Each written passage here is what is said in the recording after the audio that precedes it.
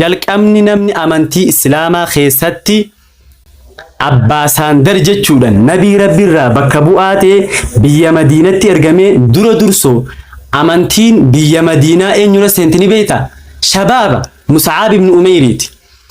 namni ati fakkeenya godhatu qabdu kana rabbiin subhanahu wa ta'ala quraana keessatti waa'ee nabii Yuusuf dubbatee nabii Yuusuf walammaa balaga ashuddahu yeroo inni bakka dargaggummaa dhaagee wal qixxaatee bareedee tolee guyyaa bakka tanatti wanni hundi si fedhe bakka tanatti diinsi barbaada salaanni si barbaada qabeenyi si barbaada dhalaani si barbaada.